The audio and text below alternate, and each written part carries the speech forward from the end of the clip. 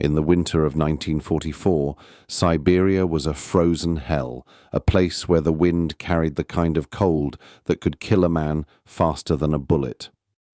The war had stretched its claws into every corner of the globe, but nobody expected it to reach this far north, this far into the wasteland.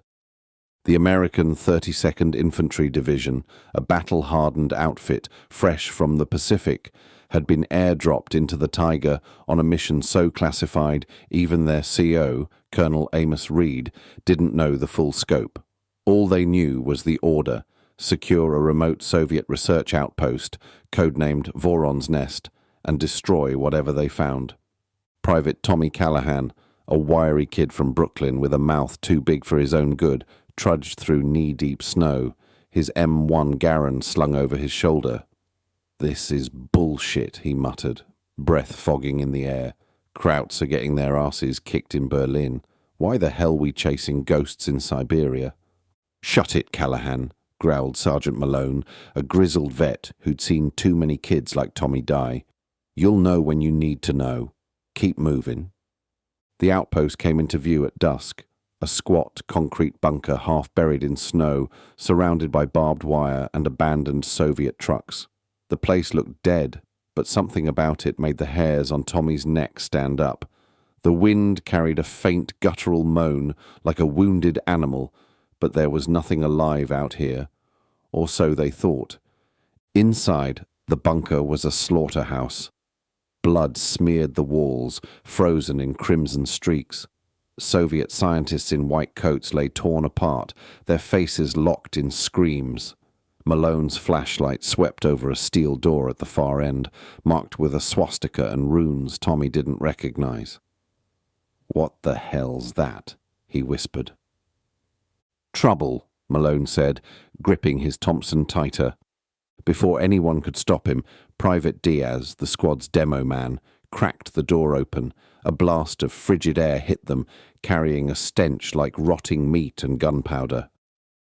Beyond the door was a lab, vials of glowing green liquid, surgical tables, and a dozen metal coffins wired to generators. One of them was open, empty. "Fall back," Malone barked, but it was too late. The first one came from the shadows, a skeletal figure in a tattered SS uniform, its eyes glowing the same sickly green as the vials. Its jaw hung slack, teeth jagged, and it moved fast. Too fast for something that looked dead. It lunged at Diaz, tearing into his throat before he could scream. Gunfire erupted, the squad unloading everything they had. Bullets ripped through the thing, but it kept coming, clawing and snarling, until Malone put a .45 slug through its skull. It dropped, twitching, then went still. "Jesus Christ," Tommy gasped, hands shaking. "What was that?" "Kraut science," Malone spat. "They've been playing with shit they shouldn't." More moans echoed from the lab. The other coffins were opening.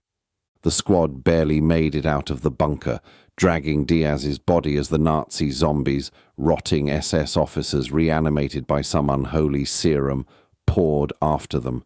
The things didn't feel pain, didn't tire, and didn't die easy. Headshots worked, but you had to be precise, and in the dark, with snow blinding them, that was a tall order. Colonel Reed rallied the men outside, setting up a perimeter around the bunker. "We hold here," he roared. "Whatever those things are, they don't leave this valley." The night became a nightmare of blood and fire.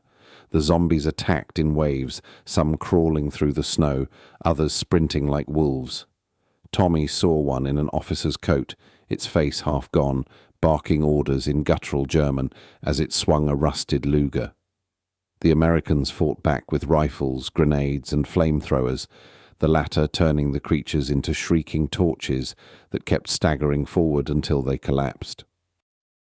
By dawn, the squad was down to half its strength.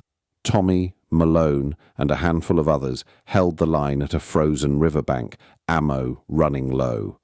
The zombies kept coming, their numbers seemingly endless. Reed, bleeding from a gash on his arm, made the call. "We blow the bunker. Diaz's charges are still in there. We end this now." Getting back inside was suicide, but Malone volunteered, dragging Tommy with him. "You're fast, kid. Keep up." They fought their way through, Tommy's heart pounding as he blasted a zombie's head off point blank. Malone set the charges, while Tommy covered him, the moans growing louder as more of the things closed in. They didn't make it out. The explosion shook the valley, a fireball swallowing the bunker and every zombie inside. The shockwave knocked Reed and the survivors flat, but when the smoke cleared, the moans were gone. The outpost was a crater, the threat buried under tons of ice and stone. Reed stood, staring at the wreckage. Malone, Callahan, damn fine soldiers. The official report called it a gas leak, a tragic accident. The 32nd was shipped back to the Pacific, and Voron's nest was erased from the maps. But the survivors never forgot the cold, or the glowing eyes, or the truth about what the Nazis had unleashed in that frozen wasteland. And sometimes, in the dead of night, they swore they could still hear the moans on the wind.